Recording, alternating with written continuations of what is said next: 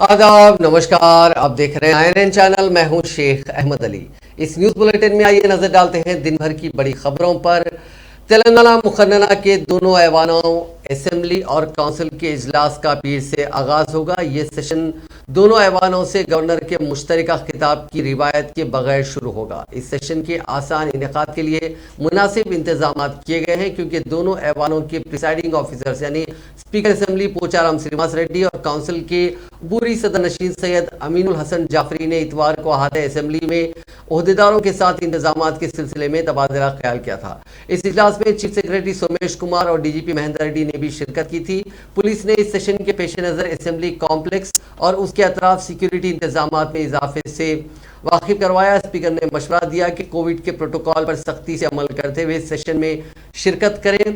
वजीर finance Harish Rao session के पहले दिन 2022-23 का बजट पेश करेंगे। पहले दिन के सेशन के अख्ताम के बाद बिजनेस एडवाइजरी कमेटी का इजलास मुनक्किद होगा, जिसमें सेशन के एजेंडे और काम के दिनों के बारे में तबादला ख्याल किया जाएगा।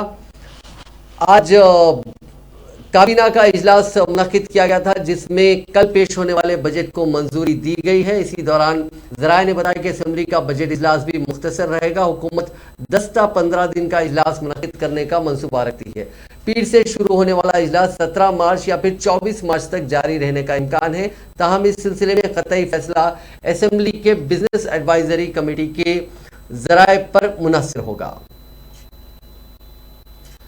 वजीर सेहत टी हरीश राव ने सरकारी डॉक्टर्स पर जोर दिया कि वो सरकारी दवाखानों में मियारी निगहदाश्त सेहत खिदमात फराहम करने के लिए अपनी सलाहियतों में इजाफा करें। उन्होंने सरोजनी देवी आई हॉस्पिटल में वर्ल्ड ग्लोकोमा वीक तकारीब में हिस्सा लेते हुए कहा कि खानगी दवाखानों के बरखिलाफ आंखों के सरकारी दवाखानों में आने वाले मरीजों और बिस्तरों के तनासब में कमी हुई है। उन्होंने कहा कि गुज़िश्ता चंद बरसों के दौरान सरोजनी देवी आई हॉस्पिटल में भी आने वाले मरीजों की तादाद में कमी हुई है। हमें अपने आप से ये सवाल करना चाहिए कि ऐसा क्यों हुआ। हुकूमत की तरफ से हम तमाम मुमकिन तिब्बी इंफ्रास्ट्रक्चर फराहम करेंगे, लेकिन डॉक्टर्स और निगहदाश्त सेहत के वर्कर्स को अपनी खुद की सलाहियतों में इजाफा करना चाहिए। हरीश राव ने तयकुन दिया कि वो सरोजनी देवी आई हॉस्पिटल की मुकम्मल कारकर्दगी का जायजा लेंगे। उन्होंने कहा कि हम इस बात की निशानदही करेंगे कि क्या चीज़ गलत हुई, हम नकाइस को दूर करेंगे। मेडिकल इंफ्रास्ट्रक्चर को अपग्रेड करने की जरूरत है। हरीश राव ने कहा कि आंखों की रोशनी प्रोग्राम के तहत रियासत में 5 माह में 50 लाख से ज्यादा आंखों के मायने करने का एजाज कि चंद्रशेखर राव ज़ेर क़यादत हुकूमत के सर जाता है। उन्होंने कहा कि आलमी सतह पर 40 साल से ज़्यादा उम्र के बीपी और डायबिटीज़ वाले 3% अफराद ग्लोकोमा से मुतासर होते हैं। उन्होंने कहा कि मुतासरीन अपनी बीनाई से महरूम हो जाते हैं। इस मर्ज के बारे में शऊर उजागर करने के साथ साथ हर साल आंखों का मायना करवाना चाहिए। उन्होंने कहा कि केसीआर किट्स की स्कीम के बाद सरकारी दवाखानों में जरियों की तादाद में इजाफा हुआ। उन्होंने कोरोना के दौरान नुमाया खिदमत पर तिब्बी पेशावरों की खिदमत की सताइश की।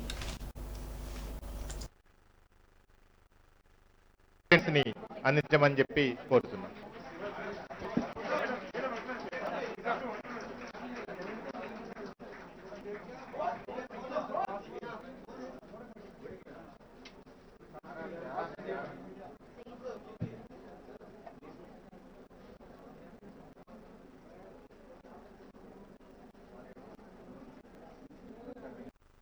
మనమంతా కంటి చూపుల్ని కాపాడగలుగుతామనే ఉద్దేశంతో ఈ వరల్డ్ గ్లూకోమా డేను ప్రపంచవ్యాప్తంగా దేశవ్యాప్తంగా ఈరోజు మన తెలంగాణ రాష్ట్రంలో కూడా జరుపుకోవడం జరుగుతూ ఉంది. అందుకే ఇందాక మా డాక్టర్ గారు మాట్లాడుతూ ఈ వ్యాధి సైలెంట్ కిల్లర్ అంటే సైలెంట్ థీఫ్ ఆఫ్ సైట్ అని కూడా అంటుంటారు. ఇది మనిషికి తెలియకుండానే తన కంటి చూపును కోల్పోయే అతి ప్రమాదకరమైనటువంటి వ్యాధుల్లో ఒకటి కనుక ప్రజల్లో మనం చాలా అవగాహన తీసుకొచ్చి ప్రజల్ని కాపాడుకోవాల్సిన అవసరం ఉంది. దీని వ్యాధి లక్షణాలు కూడా అంతగా తెలవడం లేదు. ప్రజల్లో ఒక అవగాహన లేక కొంత తలనొప్పి రావడము, కొన్ని రకాల రంగులను గుర్తుపట్టలేకపోవడము, కంటి చూపు మందగించడం లాంటి కొద్ది లక్షణాలు మాత్రమే అది క్రిటికల్ గా గమనించిన వాళ్ళకి మాత్రమే అర్థమవుతూ ఉంటుంది. సో ఇలాంటి కొన్ని వ్యాధి లక్షణాలు వస్తుంటాయి. ముఖ్యంగా బీపీ, షుగర్ అనేటువంటి క్రానిక్ డిసీజెస్ ఉన్నటువంటి వాళ్ళలో ఇది ఎక్కువగా కనబడతా ఉంది. పని ఒత్తిడి ఎక్కువగా ఉన్న వాళ్ళలో కూడా ఇది కనబడతా ఉంది. అందువల్ల 40 ఏళ్ళు దాటిన వాళ్ళు, బీపీ, షుగర్ లాంటి క్రానిక్ డిసీజెస్ ఉన్న వాళ్ళు ప్రతి సంవత్సరము ఒక్కసారి కంటి పరీక్షలు చేసుకోవడం ద్వారా ఈ గ్లూకోమా బారి నుంచి మనం కాపాడుకునేటువంటి అవకాశం ఉంటుందని ఈ రోజు చెప్పడం జరుగుతూ ఉంది. ముఖ్యంగా ఇది ప్రపంచవ్యాప్తంగా तेलंगाना के वजीर इंफॉर्मेशन टेक्नोलॉजी केटी रामाराव ने कहा कि जहां तक खवातीन के बहबूद, तहफ़्फ़ुज़ और उनको बाइख्तियार बनाने का मामला है, इसमें तेलंगाना रियासत आगे है। ऐसा ही एक कदम KCR किट्स है। उन्होंने कहा कि बैनुल अक़वामी यौम ख़वातीन के लिए 3 दिन ही बाकी हैं। वज़ीर मौसूफ ने KCR किट स्कीम पर वज़ीर आला का शुक्रिया अदा किया। ये किट्स उन ख़वातीन को दी जाती है जिन्होंने सरकारी अस्पताल में ज़चगी करवाई है। हर किट में नौज़ायदा की देखभाल का सामान होता है। KTR ने कहा कि सरकारी अस्पतालों में ज़चगियों की तादाद में इजाफे के लिए ही इस स्कीम का आगाज किया गया था। उन्होंने कहा कि स्कीम के आगाज के बाद रियासत में सरकारी अस्पतालों में होने वाली ज़चगियों की तादाद में 22% का इजाफा हुआ, जो मुल्क में सबसे ज्यादा है। वज़ीर मौसूफ ने ट्वीट करते हुए कहा कि इस स्कीम के आगाज के बाद ज़चगी के बाद खवातीन और नौज़ायदा बच्चों की होने वाली अमवात की तादाद में भी कमी हुई। वज़ीर मौसूफ ने कहा कि KCR किट्स के साथ लड़की की पैदाइश पर हुकूमत की जानिब से माली इमदाद के तौर पर 13,000 रुपये और लड़के की पैदाइश पर 12,000 रुपये फराहम किए जा रहे हैं। उन्होंने कहा कि ज़चगी के बाद खवातीन को हुकूमत की जानिब से गाड़ियों में उनके घरों तक मुफ्त भेजा जा रहा है और ऐसी 300 से ज्यादा गाड़ियों को मुतारिफ किया गया है। सारे आलम में औरत का मुकाम व मर्तबा बुलंद बाला है, क्योंकि औरत अपनी ज़िंदगी में बेटी, बहन, बीवी और माँ जैसे अहम किरदार अदा करती है। इन ख्यालात का इजहार रियासती वज़ीर दाखिला मोहम्मद महमूद अली ने नेकलेस रोड पर वाक़ पीपल्स प्लाजा में मुनक़िदा महिला बंधु इजलास के इफ्तिताही सेशन को मुखातिब करते हुए किया। रुकन असम्बली दानम नागेंद्र ने यौम आलमी ख़वातीन के मौके पर 3 रोज़ा तकरीब का एहतमाम करते हुए इजलास की सदारत की।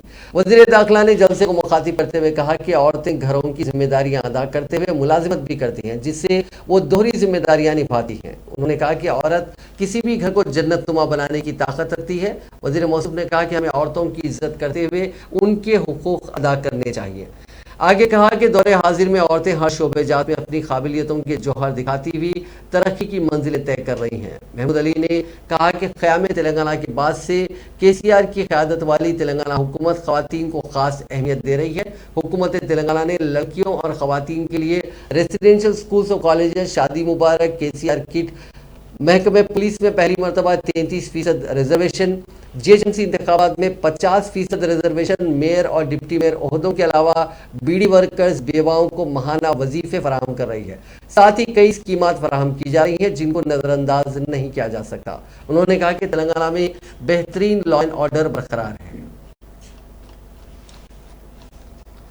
तेलंगाना की वजीर बहबूदी ख़वातीन व अतफाल सत्यवती राठौर ने कहा कि ख़वातीन की बहबूद और तरक्की के लिए वज़ीर आला चंद्रशेखर राव पाबंदे अहद हैं। वज़ीर सत्यवती राठौर ने आज महबूबाबाद डिस्ट्रिक्ट एरिया हॉस्पिटल का दौरा किया, जहां उन्होंने अस्पताल में ज़चगी करवाने वाली ख़वातीन में KCR किट्स तक़सीम किए और उनमें मौजूद अशिया के बारे में तफसीलात से वाकिफ करवाया। बाद उन्होंने उनके साथ सेल्फी भी ली। इस मौके पर मीडिया के नुमाइंदों से बात करते हुए सत्यवती राठौर ने रियासत की ख़वातीन को आलमी यौम ख़वातीन की मुबारकबाद पेश की और कहा कि वज़ीर आला चंद्रशेखर राव की क़यादत में महबूबाबाद एरिया हॉस्पिटल को ज़ेर अस्पताल के तौर पर तरक्की दी गई है।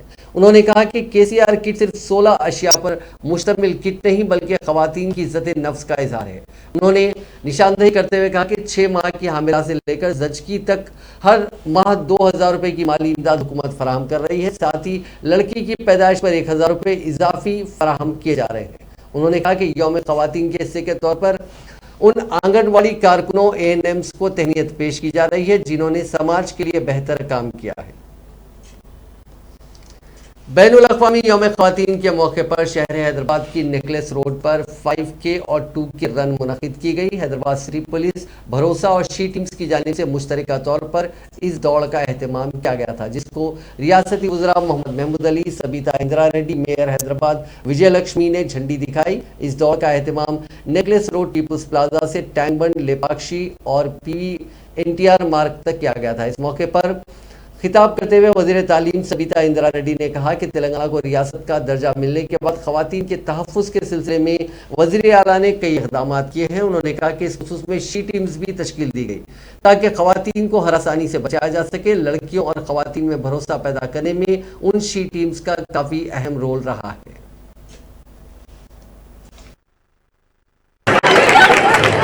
That's lovely!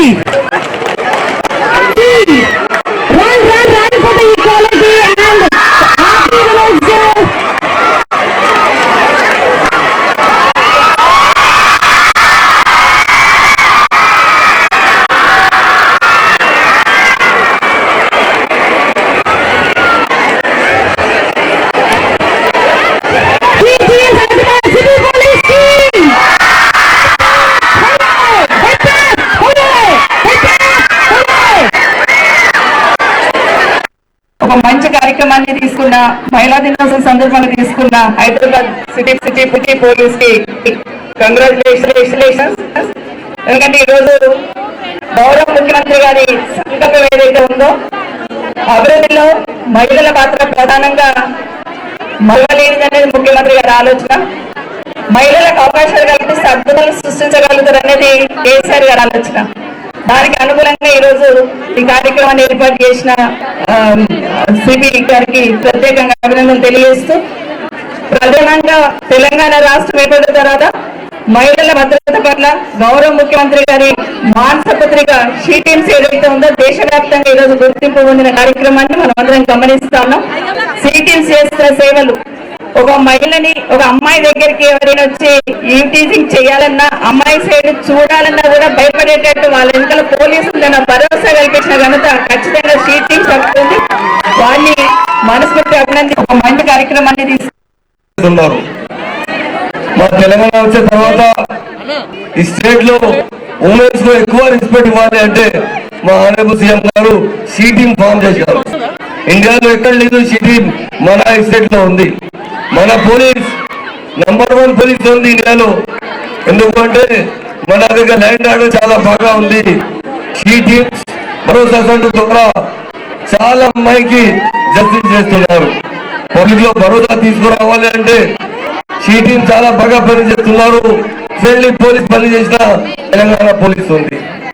మా ఆనరబుల్ సీఎం గారు ఏం చేశారు, పోలీస్ లో అంటే 33% రిజర్వేషన్ ఇచ్చారు అమ్మాయికి జాబ్ కోసం.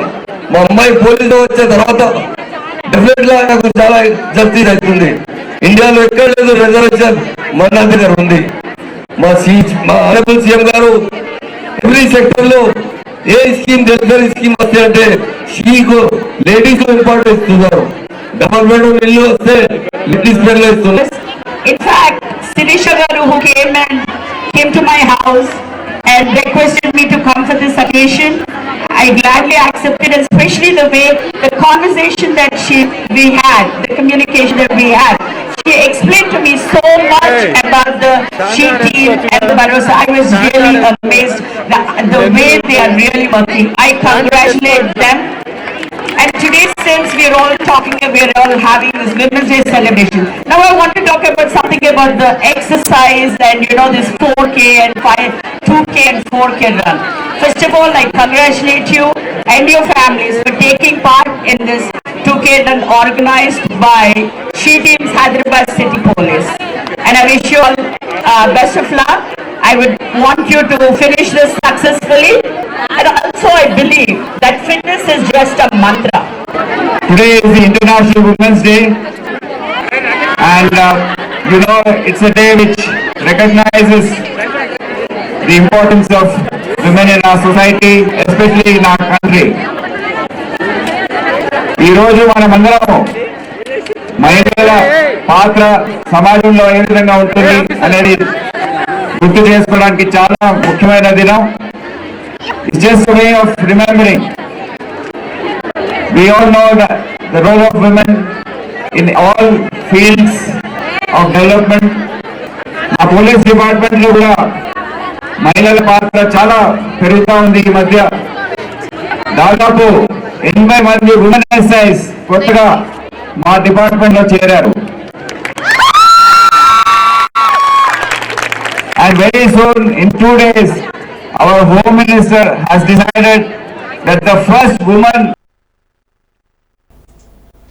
Telangana Council for Higher Education ने एमसेट 2022 और ई-सेट इम्तिहान को जून के महीने में मुनक्किद करने का मंसूबा तैयार किया है। इस सिलसिले में हालिया दिनों Telangana Council for Higher Education के अहदेदारों का एक खुसूसी इजलास मुनक्किद हुआ, जिसमें मुख्तलिफ एंट्रेंस इम्तिहानात के इनेकाद के सिलसिले में तफसीली तबादला ख्याल किया गया। ज़राए ने बताया कि एमसेट और ई-सेट को छोड़कर दीगर एंट्रेंस इम्तिहानात जुलाई के महीने में मुनक्किद करने से इत्तेफाक किया गया।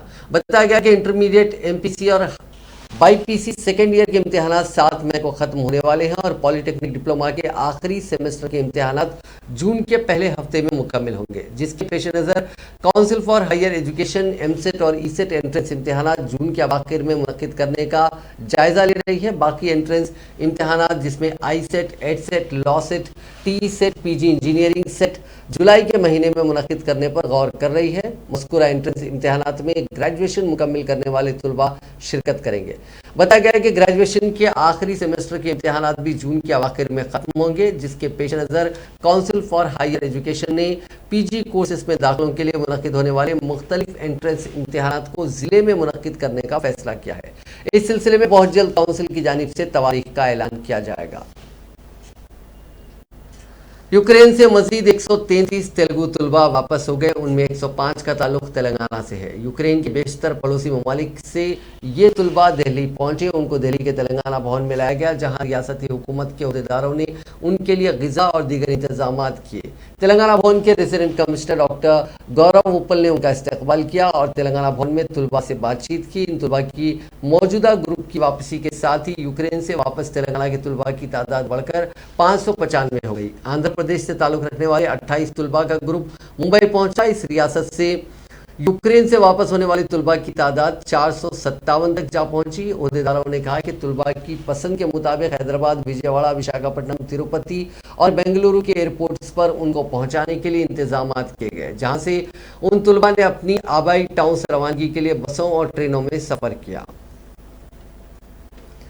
जंगज़दा यूक्रेन में फंसा तेलंगाना के जिले जगतियाल का नौजवान अपने आबाई मकाम को वापस हो गया। उसके शमशाबाद एयरपोर्ट से बजरिए बस आबाई मकाम पहुंचने पर उसके रिश्तेदारों ने जगतियाल बस स्टैंड में इस्तकबाल किया। इस मौके पर जज्बाती मनाजिर देखे गए। उसके रिश्तेदारों ने उसको गले लगाकर उसका इस्तकबाल किया। उस नौजवान पवन कुमार का ताल्लुक जिले के वेंगलपुर देहात से है, जो मेडिकल की तालीम हासिल करने के लिए यूक्रेन गया था।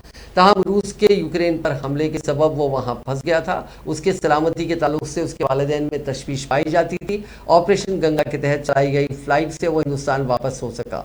उसके हैदराबाद के शमशाबाद एयरपोर्ट से बजरिए बस जगतियाल आमद के मौके पर उसके वालिदैन ने बस स्टैंड के करीब उसका इंतजार किया और उसकी आमद के बाद बस स्टैंड में जज्बाती मनाजिर देखे गए।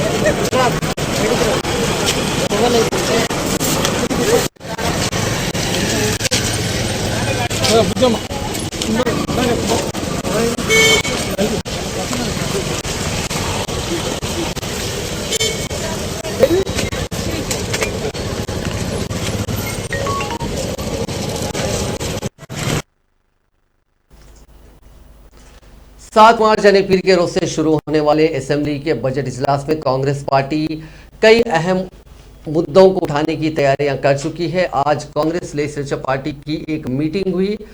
रिवायती तौर पे इस मीटिंग में सिर्फ अरकान असेंबली और अरकान पार्लियामेंट ही शिरकत करते थे, लेकिन इस बार सभी डीसीसी प्रेसिडेंट्स, उसके अलावा जो असेंबली का इलेक्शन लड़ चुके हैं उनको भी इसमें मदऊ किया गया था। साबिक वज़रा, साबिक एमएलएज ने इस मीटिंग में शिरकत की। इसमें मुख्तलिफ मौज़ूआत पर बातचीत की गई। इस मीटिंग की सदारत सीएलपी लीडर भट्टी विक्रमार्का ने की, जबकि इस मीटिंग में टीपीसीसी प्रेसिडेंट ए रेवंत रेड्डी, साबिक सदर उत्तम कुमार रेड्डी, वी हनुमंतराव और दीगर कायदीन ने इसमें शिरकत की। इस मीटिंग में साबिक leader of opposition Mohammed Ali Shabbir के अलावा कई सीनियर कायदीन मौजूद थे। इस मीटिंग में यह फैसला किया गया कि आइंदा बजट इजलास में कई अहम मुद्दों को उठाया जाएगा, जिसमें बेरोजगारी सबसे अहम मुद्दा होगा। इसके अलावा आंध्र प्रदेश रीऑर्गेनाइजेशन एक्ट में तेलंगाना के साथ किए गए वादों पर अदम अमल आवरी का मामला भी उठाया जाएगा, जिसमें बयारम में स्टील फैक्ट्री का क़याम, काजीपेट में railway coach factory, information technology investment region, ये सभी मुद्दे जो मरकजी हुकूमत ने इन वादों को पूरा नहीं किया। रियासत में लॉ एंड ऑर्डर की सूरत हाल पर भी कांग्रेस पार्टी बहस का मुतालबा करेगी। इस इजलास के बाद एक प्रेस कॉन्फ्रेंस से खिताब करते हुए सदर रियासती कांग्रेस रेवंत रेड्डी ने कहा कि रियासत में लॉ एंड ऑर्डर की सूरत हाल अबतर है। यहाँ जमीन कई टीआरएस कायदीन जमीनात पे कब्जों में मुलविस है। हाल ही में रियासती वजीर के कत्ल की सुपारी दी गई थी और ये सब तनाज़ा अगर देखें तो कहीं ना कहीं ये अराजियात पर कब्ज़ों के मामले यहाँ पे सामने हैं। रियासत में ख़वातीन की सेफ्टी का, उनकी सिक्योरिटी का, उनकी हिफाजत एक बड़ा मसला है। इसके अलावा तेलंगाना के ओहदेदारों को नज़रअंदाज किया जाना और बिहार के ओहदेदारों को तरक्की देना, ये भी एक अहम मुद्दा होगा। इन सभी मुद्दों पर कांग्रेस के अरकान असेंबली आइंदा बजट सेशन में बात करने की कोशिश करेंगे। ఈ మానవ సంపదను వివిధ హోదాలలో వివిధ బాధ్యతలలో నియమించి వారి అనుభవాన్ని వినియోగించుకొని రాష్ట్ర నిర్మాణంలో సముచితమైన అవకాశాలు అధికారులకు కల్పించాల్సిన అవసరం ఉంటే 2017కు సంబంధించిన ఐఏఎస్ ఆఫీసర్లని రాష్ట్రానికి కేటాయిస్తే 2 సంవత్సరాలు ఆ అధికారులకు ఎలాంటి బాధ్యతలు అప్పగించకపోవడం వల్ల, ఎక్కడ నియామకం చేయకపోవడం వల్ల కేంద్ర ప్రభుత్వం చీఫ్ సెక్రటరీని అక్షింతలేస్తే కానీ ఉద్యోగ అవకాశాలు కల్పించలే. ఇవాళ ఈ రాష్ట్రంలో 33 జిల్లాలకు సంబంధించిన కలెక్టర్లు కానీ, 33 జిల్లాలకు సంబంధించిన ఎస్పీలు కానీ, కమిషనరేట్లకి మీద నియమించిన కమిషనర్లు కానీ ఎవరికి అంటే చాలా మందికి ఆ హోదాకు తగ్గ అర్హత లేదు. ఇవాళ జిల్లా పార్టీ కలెక్టర్కి ఒక్కరిని నియమించాలంటే ఐఏఎస్ అధికారి అయి ఉండాలి. ఐఏఎస్ అధికారి అయినా సరిపోదు, అతను ఆర్టీఓగా, జాయింట్ కలెక్టర్గా, అడిషనల్ కలెక్టర్గా ఉద్యోగ బాధ్యత నిర్వహించి 8 ఏళ్ళు సీనియారిటీ వస్తే తప్ప కలెక్టర్గా నియమించడానికి లేదు. ఎందుకంటే ఒక జిల్లా కలెక్టర్ అనేవాడు ఫస్ట్ క్లాస్ మెజిస్ట్రేట్, అంటే ఒక న్యాయమూర్తికి ఉండే సర్వ అధికారాలు కలెక్టర్కు ఉంటాయి. కలెక్టర్ గారు ఒకవేళ ఎక్కడైనా ఏదైనా జరిగితే జుడిషియల్ రిమాండ్ చేయడానికి కానీ, లేకపోతే న్యాయ విచారణ చేయడానికి కానీ, లేకపోతే ఆ రకమైన ప్రక్రియలో అన్ని చర్యలు తీసుకోవాల్సిన అధికారం అతనికి ఉన్నది. అంటే అతనికి ఫస్ట్ క్లాస్ మెజిస్ట్రేట్ హోదా అనేది అతనికి గ్రూప్ 1 ఆఫీసర్కో లేకపోతే నాన్ క్యాడర్ ఆఫీసర్లకు ఆ హోదా ఇవ్వడానికి లేదు. కానీ కేసీఆర్ గారు తను చెప్పినట్టుగా సంతకాలు పెట్టడానికి కలెక్టర్లో హోదా ఇచ్చి నాన్ క్యాడర్ ఆఫీసర్లకు నియమించడం వల్ల కేసీఆర్ చెప్పు చేతుల్లో బందీలుగా మారి అసలు చట్టాన్ని ఉల్లంఘించి ఇష్టారాజ్యంగా పరిపాలన చేస్తుండన్న సంగతిని కూడా చాలా మంది మా దృష్టికి తీసుకొచ్చిండ్రు. ఆ అధికారుల నియామకానికి సంబంధించి కలెక్టర్లను रियासती कांग्रेस में एक मरतबा फिर अख्तिलाफात मंजर आम पर आ गए हैं, क्योंकि संगारेड्डी के रुकन असेंबली जग्गारेड्डी ने इतवार को एक होटल में मुनक्किदा CLP के इजलास का बायकॉट किया।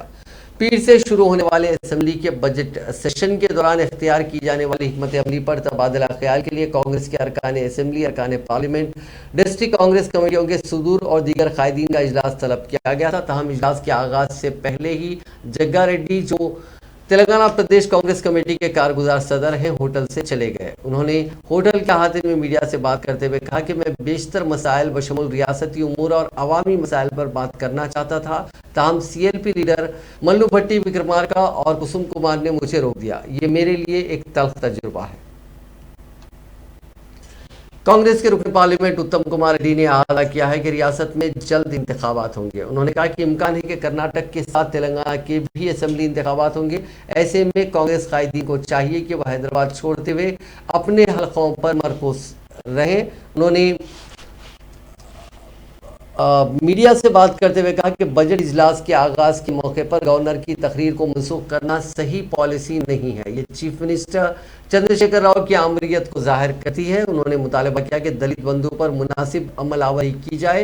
इस स्कीम के लिए इस्तिफादा कुनिंदगान का इंतखाब शफाफ होना चाहिए। खवातीन की तंजीमों के लिए सूद से पाक खर्च फराहम किया जाए। उन्होंने कहा कि रियासत की 2 लाख मखलूआत जायदादों को पुर करने के लिए नोटिफिकेशन जारी किया जाना चाहिए। राशन की दुकानात पर बारीक चावल सरबराह किए जाए। उन्होंने सवाल किया कि चंद्रशेखर राव दरियाए कृष्णा के संगमेश्वरा और पोतिरेड्डी पाड़ू प्रोजेक्ट्स के लिए क्यों जद्दोजहद नहीं कर रहे हैं। उन्होंने इल्जाम लगाया कि मुसलमानों और कबायलियों को तहफ़्फ़ुज़ात के नाम पर चंद्रशेखर राव ने धोखा दिया। रियासत में बदनुमानियां उरूज पर हैं। उत्तम कुमार रेड्डी ने कहा कि कांग्रेस मुख्तलिफ उमूर को असेंबली इजलास में उठाएगी। मुल्क की रुकन असेंबली सीतक्का ने कहा कि कांग्रेस कायदीन को चाहिए कि वो अपने इख्तलाफात को दूर करते हुए पार्टी के लिए काम करें। उन्होंने CLP इजलास में मुख्तलिफ उमूर पर CLP लीडर भट्टी विक्रमार्का को रिपोर्ट पेश की। सदर तेलंगाना बीजेपी बंडी संजय ने कहा कि बीजेपी की रियासत में बरसर इख्तिदार आने के बाद मुफ्त तालीम और मुफ्त तिब्बी सहूलतें फराहम की जाएंगी। उन्होंने कहा कि चीफ मिनिस्टर चंद्रशेखर राव जेल जाने के खौफ से मुख्तलिफ रियासतों का दौरा कर रहे हैं। उन्होंने चंपापेट में बीजेपी के कायदीन के इजलास से खिताब करते हुए कहा कि बीजेपी के कायदीन को चाहिए कि वो गैर कानूनी मुकदमात से खौफजदा न हो। उन्होंने सवाल किया कि चीफ मिनिस्टर KCR और पुराने शहर में गणेश विसर्जन के प्रोग्राम में क्यों शिरकत नहीं कर रहे हैं।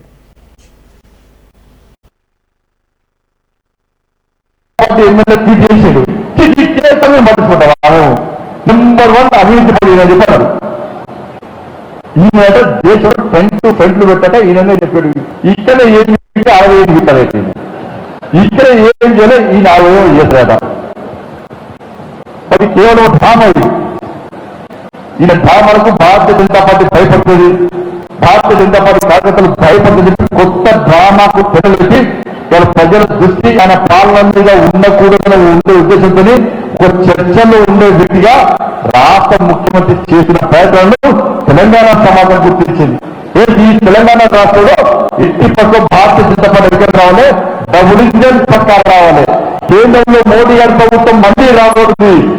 కాబట్టి తెలంగాణ రాష్ట్రంలో కేంద్రం చేసే అభివృద్ధి పరిస్థితి తెలంగాణ రాష్ట్ర ప్రభుత్వం సహకరించలేదు, అడ్డుకుంటుంది.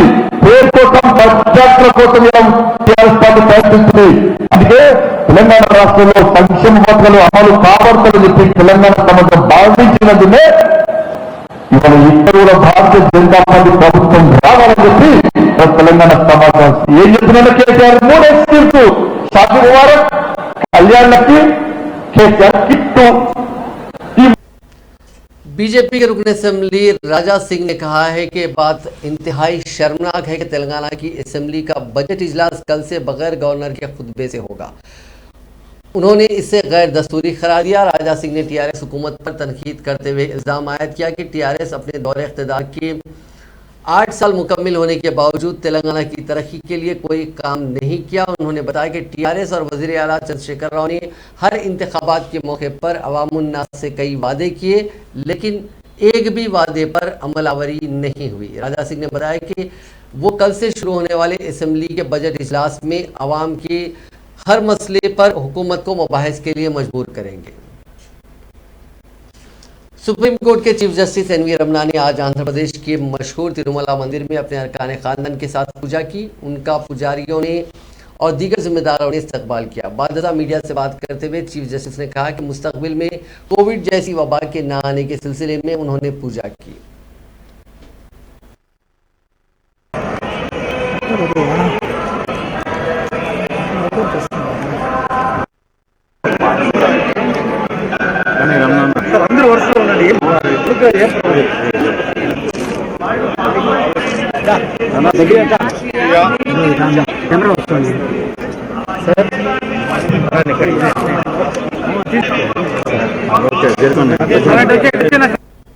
आखिर में बात कोरोना वायरस की। तेलंगाना में कोविड के केसेस लगभग ख़त्म होने के दर पे हैं। पिछले 24 घंटों में रियासत भर में 17,022 अफराद का टेस्ट किया गया था, जिसमें से सिर्फ 82 मुस्बित पाए गए। इसी दौरान किसी भी फर्द की इस मोजी वायरस की वजह से मौत नहीं हुई, जबकि 311 अफराद ने शिफायाबी हासिल की। रियासत में फिलहाल 1,710 अफराद का कोविड का इलाज चल रहा है। नाजरीन, इस न्यूज़ बुलेटिन में बस इतना ही। देखते रहिए INN चैनल।